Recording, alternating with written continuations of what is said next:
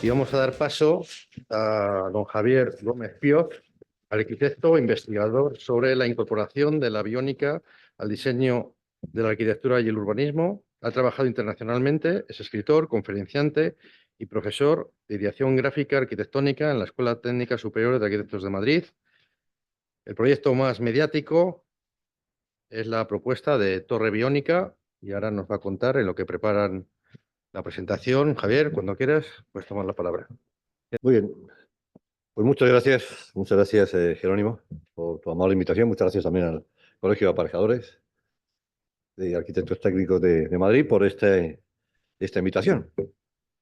Yo voy a ser muy breve, así que he terminado. No me pueden hacer preguntas. Bueno, vamos a estirarnos un poquito más. Yo soy de Madrid, nací aquí al lado, en la Cava Alta, pero toda mi carrera profesional, casi toda, la he desarrollado en Asia. Mi estudio está en la ciudad de Shanghái, hasta que me arruiné. Y entonces no podía tener estudio en Madrid y el de Shanghái a la vez. Y entonces se cruzó un indio amablemente por ahí y me pidió asociarme con él. Y desde hace muchos años tengo mi estudio en la ciudad de Pune, en la India. Vivo aquí en Madrid, así que imagínense lo que me cuesta ir cada día al estudio de Pune, ¿eh? Bueno, esto que les voy a contar, yo cada día que pasa, como ya soy bastante mayor, veo con cierta perspectiva. Hace 10 años en Singapur, pues a alguien se le ocurrió darme el equivalente al premio Pritzker en Asia. Y decían que hacía un español allí trabajando tan lejos, ¿no? Les parecía exótico. Igual que a nosotros nos parece un chino exótico aquí, pues yo era exótico allí en China. Y entonces, al terminar la ceremonia, primer europeo que recibe el Pritzker asiático, se me acerca un indio y me dice, encantado de conocerle, voy a encargarle a usted en la ciudad de Calcuta 2 torres biónicas, si era usted tan amable, pero no, pero más pequeñitas, no esta tan alta, que es muy grande, sino más pequeñitas, 300 metros. Bueno, muy bien, están terminadas. Y yo le digo, en mi inocencia, oiga, pero ¿usted sabe lo que significa biónico? Y me dice, no, no, ni me importa. Dice, yo lo único que sé es que cada apartamento lo voy a vender 1 millón de euros más caro si lleva la etiqueta biónica. Ahí comprendí que cada uno tenemos intereses muy diferentes, ¿no? Nosotros nos movemos por lo bio, lo ecológico, así, lo filosófico, y otros directamente por la pela. Pues bien, ¿por qué no? Todo es compatible, ¿no? Bueno, pues vamos allá. Esta hablaremos dentro de un ratito, de la Torre Biónica de Shanghái, dentro de un ratito. Si es que averiguo cómo pasamos esto. ¿Se supone que esto funciona en algún sitio? Pues no parece. A ver si es que estoy... ¡Ah! ¿Y dónde? ¿Y dónde? Ah, tengo que apuntar ahí. Y no sé con cuál, pero vale. Bueno, pues la charla mía se podría resumir en qué se puede aprender de la naturaleza cuando hacemos arquitectura y qué normalmente no se tiene en cuenta. Esto es un hotel que está un museo hotel que está en la ciudad de Hangzhou, en China. Pues sigo. ¿Cuál de todas es, por favor? ¿Es la de arriba? Ah, y para pasar, y para pasar. Ahí está. Muchísimas gracias. Muchas gracias. Estamos para. Bueno, hace muchos años conocí al que yo considero que es mi maestro en esta cosa. Claro, hace 40 años aquí no hablaba nadie de cosa bio, ¿no? Bueno, pues al terminar la carrera yo iba a ser el nuevo Gaudí. Y me dieron el premio Roma y ahí en la Academia de Roma pues conocí a Venancio Blanco, un escultor que me dijo que la ley de armonía universal consistía en que la materia ocupa el vacío que deja la otra materia. Yo cuando escuché eso es que no entendía nada, ¿no? Y me decía, mira cómo la parra sube por la valla y una hoja deja un agujero que... Aquello para mí era chino. Yo veía la valla y solo veía la parra, no veía... Con el paso del tiempo me di cuenta que esta frase era muy importante, ¿no? Para mí, Venancio Blanco, ya falleció hace poco, es mi maestro. Con el paso del tiempo, pues pensé que podía estudiar en otros países y me fui a Estados Unidos cuando empezaban los ordenadores a existir. Imagínense la edad que tengo. Y no, bueno, no había ni ratones, todo se hacía con teclados y por supuesto no estaba el PC, todo se hacía en instituciones como la universidad. Y ahí me dio por preguntarme, y con lo listo que era Gaudí, cómo hacía sus estructuras. Porque sí, vemos sus edificios, pero bueno, pues al parecer lo hacía a capón. Y se le caía, pues mala suerte. Y si no a capón, bien. Pero desarrolló una serie de programas informáticos, si se podían llamar así, para investigar cómo eran las estructuras de Gaudí. Y un día, regresando a España, de casualmente aquí en la Cuesta de Moyano, pues me encontré un libro ese, Iniciación a la Biónica, que estaba debajo de la pata de una mesa, un sitio bueno para estar los libros, que estaba calzando la mesa para que no se cayeran los otros libros. Entonces le pregunté al librero que cuánto costaba el libro que estaba ahí. Yo, Iniciación a la Biónica, nunca lo había leído. Me dijo, no, no lo quiere nadie, se lo regalo, lléveselo, póngame aquí otro libro para calzar la mesa. Al coger aquello, es un libro escrito por un ruso en castellano, cosa extraordinaria, bueno, traducido, ¿no? Y ahí empecé a leer El depurador del agua del mar en el pico del albatros, es decir, que el motor de la reacción está en el calamar, el martillo neumático en las avispas, el barómetro de las ranas, el pronosticador de las tormentas en las medusas. Y decía, hoy en día eso se llama biónica, se llama biotecnología. Dice, ¿por qué está pintado de amarillo y negro ese martillo neumático? No es porque sea mono, sino porque es peligroso. Y entonces el amarillo y el negro dice, cuidado, que esto es peligroso como el mundo natural, cuidado cuando pintamos de amarillo y negro. Pero claro, la biónica dice, vamos, ¿qué podría servirme a mí para hacer un martillo neumático? Pues una avispa, el aguijón de una avispa es un buen referente, ¿no? Pero a nadie se le ocurre coger a la avispa en las alas y aplastarlas contra el suelo. No funciona. Pero sí, la lógica del mecanismo de la avispa sí sirve, ¿no? Nota que la biónica dice que siempre hay un punto de vista distinto que aporta una información sorprendente. Eso, o la naturaleza lo hizo antes y lo hizo mejor. Es una máxima biónica. Esto seguro que ustedes saben perfectamente lo que es. Nada, mirarlo, habrán dicho, esto es. Y uno, pues sí que estamos bien. Vamos, esto es de lo más vulgar que uno puede encontrarse, ¿no? Que es una cosa muy rara. Esto es el pie de la pata de una mosca aumentada unas 200 veces. Y uno se pregunta, ¿y para qué necesita una mosca semejante pie? Pues para colgarse del techo, ¿no? ¿Qué dispendio energético? Pues no. Es mucha energía, pero tiene exactamente la justa. Bueno, pues a partir de ya unos cuantos años me dediqué a intentar aprender de la naturaleza para hacer estructuras edificatorias que hiciera lo que hace la naturaleza, ahorrar material y ahorrar energía. Es decir, entender la naturaleza como orden, entenderla como estructura, como una ley, por supuesto, y como un gestor de energía. Y eso va un poquito la biónica. Bueno, esto ya es más fácil, esto se lo habrán visto, encontrado en muchísimos lugares. ¿Y esto qué es? Pues claro, uno dice, si los árboles son así como anillos, ¿no? ¿Por qué son radiales también? Claro, seguramente ustedes saben perfectamente lo que es un árbol, no lo confunden. Ahora, si yo les hago una pregunta, ¿dónde está la primera hoja de un árbol? ¿En la parte de arriba del árbol o en la parte de abajo? ¿Alguna respuesta? La primera que sale, ¿dónde está? ¿Arriba o abajo? Y que todos ustedes conocen los árboles perfectamente, no va a tener ninguna duda, ¿no? ¿Dónde? ¿O abajo? ¿Arriba? Oh. Pues si estuviera arriba, no es una cuestión de que quede mono. Si estuviera arriba sería muy vieja y muy grande, haría sombras sobre las de abajo. No dejaría pasar la luz ni el sol. Por eso las hojas viejas están abajo, son más grandes. Y las hojas nuevas están arriba, son más chicas. Pura lógica, aunque el árbol quede mono. Un árbol cuando va creciendo tiene un problemón, como en el metro a las 3 de la tarde. Es decir, ¿cómo organizo las venas? Y empieza y las tiene que organizar geométricamente. Cada año el arbolito va creciendo y genera una membrana de fibras en amarillo y una coronita de venas en azul. Pero claro, perdón, uy, esto me ha sido esto ha ido ya para un lado, ya ni se sabe para dónde ha ido. Uy. Ah, no, perdón. Bueno, no, esto ya se ha desmadrado totalmente. ¿Es posible? De verdad, en serio, esto de la tecnología es una cosa. Bueno, pues nada, vamos a ir a un sitio que lleguemos bien, a ver si a dónde lleguemos. Como si no hubiéramos hablado de los árboles. Los árboles tienen un porcentaje de vacío, es curioso el tema este, ¿eh? Es curioso. Bueno, un porcentaje de vacío que lo encontramos en cualquier parte, ¿no? Nosotros tenemos un vacío aproximadamente del 60%, pero cuando vamos caminando por la calle nos salpicamos. Ese vacío está lleno de agua. Bueno, pues casi todas las cosas vivas tienen ese vacío. Y ese vacío es muy interesante desde el punto de vista estructural. Un ejemplo, a ver si esto me funciona. Un ejemplo es la pluma de un ave, ¿no? Pues la pluma de un ave, como en los huesos de las aves, tiene una parte de materia y una parte de vacío, ¿no? A ver si vamos por bien, vamos por bien.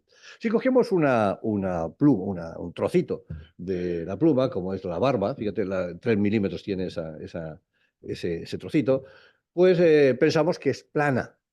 Porque uno lo mira y dice, pues debe ser plana. Pues no es plana.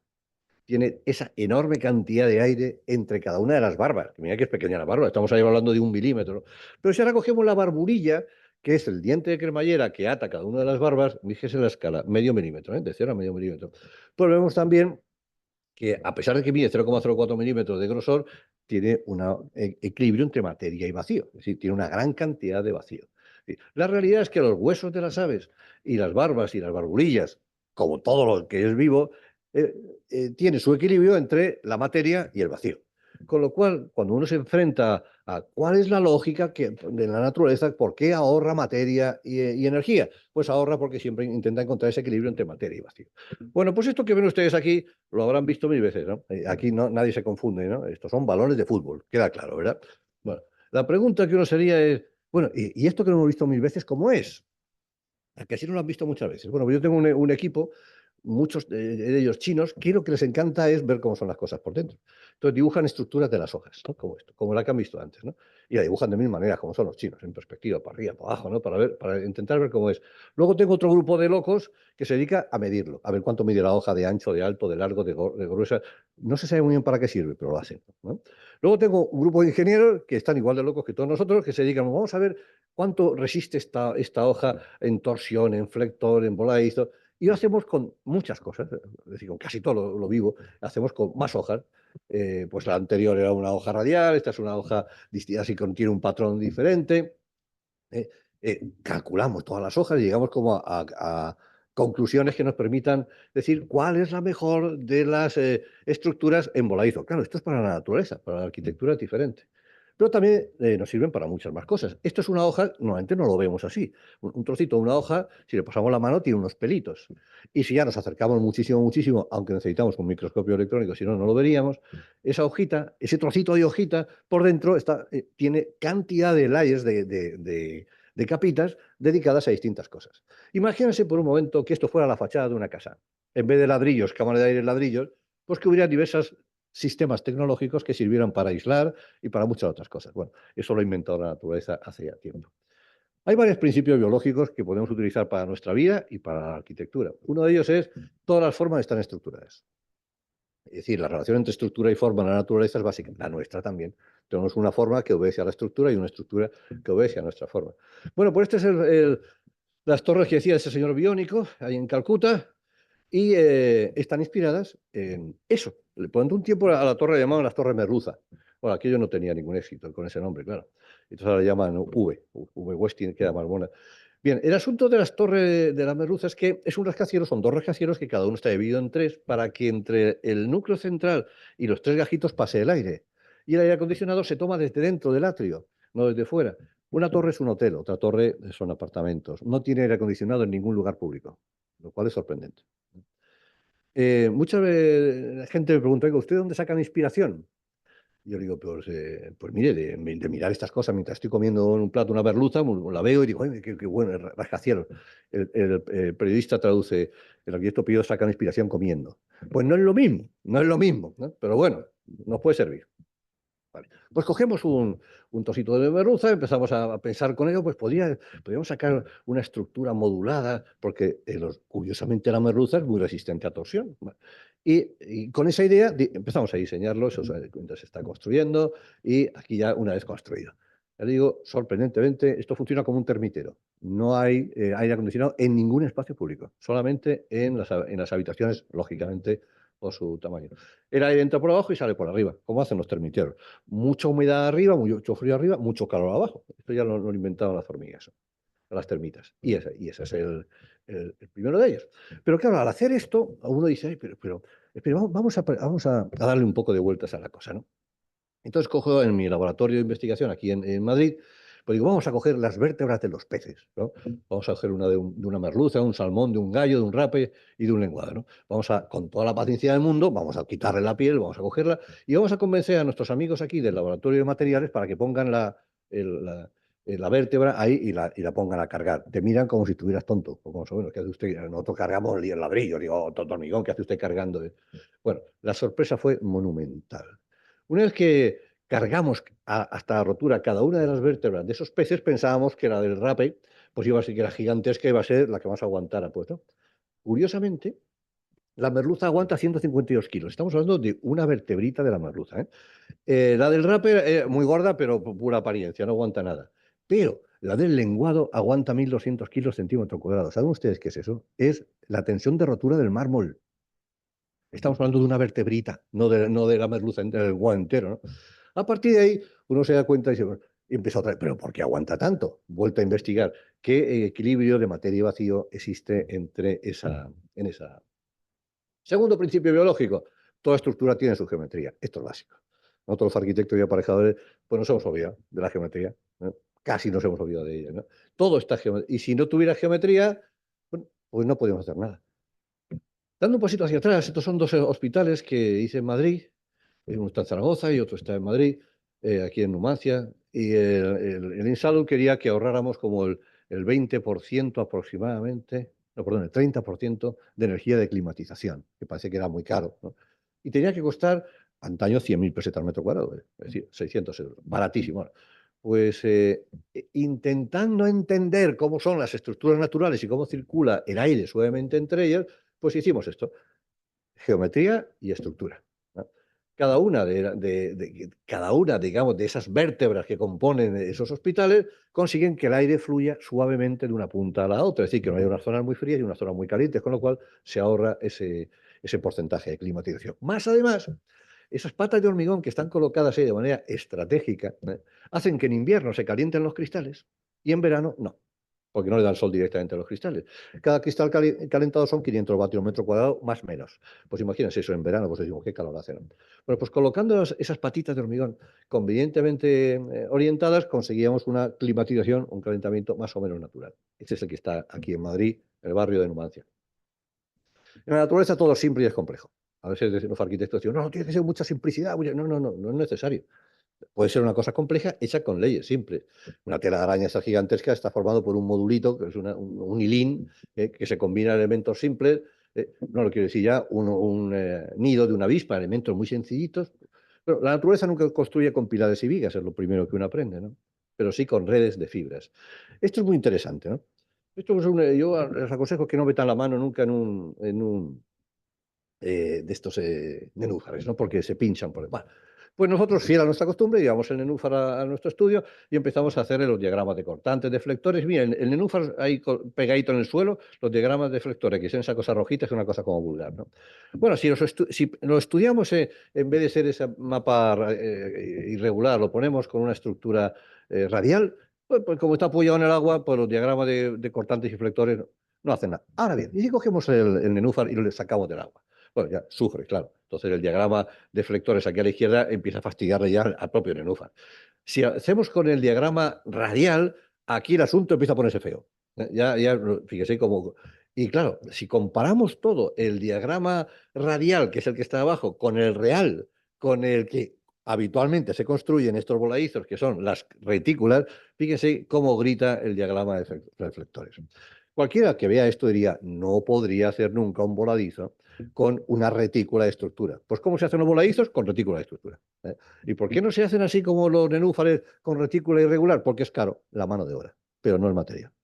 Bueno, pues dicho de eso, otro de los principios de la naturaleza, para decir todo eso he necesitado 40 años. Fíjate que 40 años de mi vida más desperdiciados. Para decir que todo es poroso, eso lo sabe todo el mundo. Bueno, pues este está terminándose ahora y está en Chandigarh, en la India, ¿no? El cliente quería que fuera un edificio que reflejara la letra OM y el Vastu. Yo no sabía ni qué era el Vastu ni qué era el OM. Cada vez que llevaba un plano me decía, oye, usted, por Dios, ¿cómo pone el despacho del director encima del ombligo de Buda? Eso, bueno, me llevaba una bronca todos los días. Al final descubrí que mejor en la India es hacer un edificio dentro de otro edificio, porque circula el aire, ¿eh? Fuera se queda el sol y dentro, con lo cual eso es una cáscara dentro de otra cáscara. Ellos construyen de manera muy brava, a lo bestia, muy malos constructores, pero muy bestia, da gusto verles como. Bueno, entonces, este edificio es una caja dentro de otra caja, sistema que utiliza la naturaleza para regular su clima, ¿eh? Porque dentro de esa caja hay otras pequeñas cajas que están climatizadas. Este está en la India, en Nueva Delhi. Exactamente igual, una caja dentro de otra caja, pero en este caso una estructura exterior hecha por una red, cosa que no se suele hacer en los edificios. Los edificios suelen tener pilares interiores, pero si ponemos un. Bueno, este está aquí en Madrid. Este es la Embajada de China aquí en Madrid, de los poquitos edificios que tengo en Madrid, y este está inspirado en dos cosas distintas. Por una parte, eh, este era mi antiguo colegio, me lo tuve que cargar. Qué curioso, ¿no? Es el sueño que tenemos los niños de cargarnos el colegio, pues cuando gané el concurso y que presidente mi colegio. Bueno, ya no existe. Bien, pues la mala pata que daba el sol a poniente y entonces digo, bueno, pues no puede ser, o sea, este edificio principal no puede recibir el sol de poniente. Entonces, inspirándome en los cactus están plegados no porque quede más mona la piel, ¿no? Sino porque, aparte de que la mitad del cactus siempre está en sombra, la mitad que está en sol está plegada, con cual la mitad del sol, la mitad que está en sol le da sombra sobre sí misma, ¿no? Pues es un sistema que utilicé para diseñar esa fachada y que no se calentara tanto. Que es lo que vemos ahí. Sin embargo, en los otros dos edificios que componían el complejo, que eran de habitaciones, de apartamentos, pues diseñé la idea de caja dentro de caja. Los valores que medimos es que el 80% de la radiación habíamos conseguido frenarla. Los edificios, que son las cosas que están en rojo, reciben un 80% menos de radiación, ¿no? Lo cual pues, puede ahorrar energía. El más importante, todo se recicla, que la biodegradación. Nosotros nos hemos olvidado a veces de reciclar. Bueno, mi estudio estaba en la ciudad de Pune hasta que mi socio, que era alpinista, le dio por matarse en el Himalaya. Y una pérdida irreparable. Al año y medio me encargaron una ciudad en el Himalaya. Y dije, caramba, pues sí que ha trabajado este desde ahí arriba, ¿no? Bueno, y ese es el trozo que existe, ahora ya menos porque ya está muy cambiado. Entonces, esta es una ciudad que está ahí cerca del Himalaya, al lado de donde vive el Yeti, y había dos posibilidades. O lo tirábamos todo o usábamos algo, porque claro, construyen ladera en esas laderas, imagínense el gasto que tiene. Entonces decidimos que lo mejor era dejar las estructuras como estaban, aquí abajo a la izquierda, en los edificios que había, y sobre ellos implementar una caja verde, y cada uno de los edificios se dedica a una cosa o a otra, tiene funciones, ¿no? Y ahí está, la ciudad está hoy casi prácticamente terminada. Y a esta velocidad que vamos de crucero, llegamos damos un salto gigantesco, ¿no? A lo que ha sido el proyecto de toda mi vida, ¿no? Que es la Torre Biónica en Shanghái, ¿no? Curiosamente, muchos de los clientes míos de Shanghái, China, decían que yo no tengo eso, no, tengo dinero, pero ¿podría hacer usted algo más pequeñito con los mismos principios? Y afortunadamente tuve la suerte de poder hacer muchos rascacielos de 150, 200, 300 metros, inspirados en esa filosofía biónica, siempre de ahorrar material y energía, buscando referentes en las estructuras naturales, como esa estructura interior de los cactus, etc. El asunto que la torre biónica comenzó los primeros prototipos hace ya muchos años, y hacia el año 1999 se hizo famosísima porque empezaba la construcción. Ya estaba el sitio, y en todos los periódicos del mundo, era una fiebre, una locura, antes del 2000.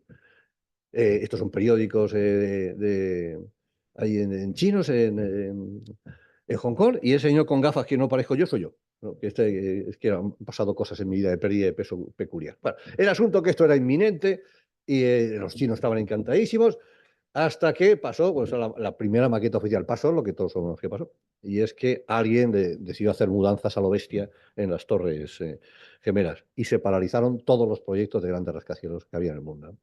Imagínense, yo en el año 2000, pues hace veintitantos años, como si te pegaran más que con una plancha en la cara, con todo el armario entero lleno de planchas, ¿no? Bueno, pues el proyecto regresó donde era un proyecto de investigación a la mesa y empezamos a desarrollar alternativas que pudieran aguantar el impacto de un avión, ¿no? Y surgió otro proyecto distinto. Vuelta a la mesa, vuelta a mirar la naturaleza. Aquí hay la naturaleza que aguanta el impacto de un avión. Para que ustedes, así rapidito, en 5 minutitos, vean qué es este proyecto. Ese proyecto es un proyecto urbanístico. Sí, Shanghái, para que hagan ustedes una idea, es una ciudad, aquí estamos como en el centro de Madrid, pues imagínense que es Villalba, esos son 50 kilómetros, tiran ustedes un círculo y lo meten en ese círculo 10.000 rascacielos. Eso es Shanghái. Nosotros tenemos 4, imagínense 10.000, ¿no? Bueno, eso es Shanghái. Llega un momento y ya no hay más sitio para extendernos horizontalmente y por eso hay que construir rascacielos. No hay más remedio que construir rascacielos, no solamente en China, sino en Asia. Bueno, aquí tienen la Torre Burj Khalifa en Dubái, 800 metros, la Jeddah Torre que quiso llegar a 1.000 y no ha podido, se queda en 900, y la mía que quiere llegar a 1.228, que eran 1.600 en la punta, veremos si llega.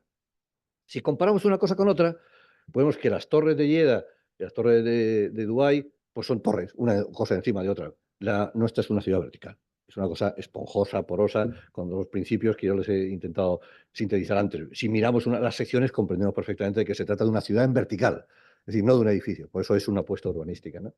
Y todo lo que hemos visto antes de los huesos de las aves, de los árboles, de las telas de araña, está llevado e interpretado en una filosofía de arquitectura, porque lo que le sirve a la naturaleza no nos sirve a los arquitectos, hay que reinterpretar.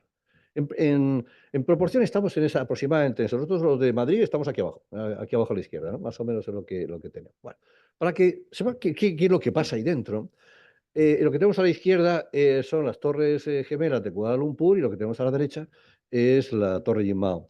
Bueno, pues las torres gemelas hasta hace muy poquito tenían un límite de 500 metros. Para que si hay aquí algún estructurista, verá que a nosotros nos gustan los polos de refresco. Cuando compramos uno que tiene así como 10 centímetros, bueno, pues cogemos el polo de refresco y nos lo tomamos. Imagínense que el polo tiene, en vez de 10 centímetros, 20. Bueno, pues el palo aumenta 8 veces eh, en grosor. Y llega un momento en que si lo multiplicamos en vez de 10 centímetros, 20, 40 centímetros, todo el polo sería de madera, que sería el tamaño del palo. Un absurdo, nadie se comería un polo. Pues con estructuras pasó, en las estructuras pasaba eso. Durante mucho tiempo hubo un límite de 500 metros de altura, porque toda la estructura interior llegaba a ocupar casi el 60% del edificio. Era un negocio absurdo. Al cambiar el concepto de pilares y vigas por el de red, por el de una estructura de red, como si fuera una tela de araña, claro que esto de Eiffel ya lo había inventado bastantes años antes, ¿no? Pues se podía superar esa frontera de los 500 metros y de paso enfrentarnos a la ciudad, el concepto de ciudad vertical. La base de la Burj Khalifa la tienen aquí, la base de la Torre Jeddah la tienen aquí y la base de la Torre Biónica la tienen a la derecha. ¿Veis? El concepto es totalmente distinto. No se busca la altura, sino que se busca otra cosa, la ciudad vertical. En azul serían los edificios, como fueran las uvas, en amarillo sería una especie de columnas calle, ¿eh? Y en amarillito, así clarito, clarito, clarito, toda la estructura que ata todo. Esos son los patrones geométricos que dirán, hombre, esto es una tela de araña. Pues claro, las telas de araña ya lo hacían antes que nosotros, mucho mejor, ¿no? Esta es la torre, el kilómetro que tiene de ancho y en el centrito lo que es la torre, ¿no? Bueno, esto es el kilómetro que tiene de ancho, un lago interior para ahorrar sismos, etc. En fin, ¿cómo funciona? Pues funciona esta estructura de una manera, yo digo, es la aplicación a la ingeniería, como un plato vertebrado al cual le colocamos otro plato vertebrado atravesado unos con otros. Y ahí en la parte de la derecha ven los tres platos, uno cruzado uno con otro, que componen cada barrio de 80 metros. Y en los intersticios que dejan esas vértebras enganchamos las cosas construidas, los edificios, como si fueran uvas. Ahí las torres, evidentemente hay que colocar ascensores. Y de los ascensores aprendimos del sistema de venas de los árboles. Lo que no he podido enseñarles antes porque ha saltado este bicho. Pero bueno, nos imaginamos que en las venas de los árboles hacen esas cosas, ¿no? Y ahí se va construyendo y al final pues llegamos. ¿Y por dentro qué sucede? Pues por dentro sucede que todo el interior está vacío, con lo cual nos permite hacer una torre jardín, una ciudad jardín vertical. Ahora se habla de biofilia, pero hace 20 años nadie hablaba de naturaleza en los edificios, ¿no? Si hiciéramos una sección, veríamos los jardines interiores, ¿no? De esos verticales, jardines verticales, ¿no? ¿Y cómo se coge la energía de esto? Cada 100 metros de altura hay un cambio de 1 grado. Es decir, que en los 1200 metros que tendría la parte habitable, tenemos una diferencia de 10 grados. Con esa diferencia, hay siempre una corriente de aire vertical. No hay que hacer nada, ¿no? Lo único que hay que hacer es colocar un sitio, un sensor para captar esa corriente de aire vertical, ¿no? Si además le pinchamos en la parte de abajo eh, todo tipo de calentadores y todo tipo de energía solar, implementamos el movimiento de aire y con turbinas que colocamos en la parte de arriba, que tiene 200 y pico metros para esta cosa, pues vamos reduciendo la necesidad de energía, porque el objetivo es que esta torre sea autosuficiente, no que se pinche en la ciudad, ¿no? Bueno, si arriba también ponemos placas solares y usamos la fuerza del viento, pues exactamente lo mismo. Si además de eso, y aquí tuvimos la suerte de que nos encargaron un proyecto de investigación del CEDETI para transformar a microalgas en energía, en biofuel, y entonces pues durante mucho tiempo pensamos que podía aplicarse esa investigación a la torre biónica, y si además captamos el agua de lluvia, esto ya lo hace un equipo de Guardian Glass en Bilbao, ¿no? Capta el agua de lluvia, las reconduce y ya tienes agua para regar las plantas, pues está muy bien. Y el agua del mar también la utilizas, el resultado es que consigues que la torre tenga energía cero, sea totalmente autosuficiente, y eso abre puertas para ese ahorro de energía obligatorio. Aquí tiene la comparación de las tres plantas, la Burj Khalifa, la Jeddah y la torre vertical, vista desde arriba. El concepto es absolutamente diferente. Y un periódico francés hace poco se dirigió a nosotros y dijo, ¿se imagina usted una ciudad de torre vertical? Y digo, yo no me la imagino, pero usted seguro que sí. Y hizo aquella cosa de la derecha, donde pensaba, bueno, pues las ciudades se han colmatado, ahora, aquellas ciudades que por narices tienen que crecer en vertical porque ya no tienen más espacio, pues quizás podría verse una ciudad vertical, una ciudad de ciudades verticales de esa manera. No sé si sería bonito o feo, pero eso se le ocurrió a unos franceses. En fin, que para terminar, yo creo que es obligatorio en cualquiera de nuestros campos de pensamiento, arquitectura, aparejadores, tecnología, agronomía, cualquiera, es conformar un sistema complejo en el que todas sus partes sean interdependientes y que debemos vivir como si fuéramos un yo ecológico, con simpatía, con empatía y con conexión, ¿no? Pues muchísimas gracias. Creo que he llegado en la media hora.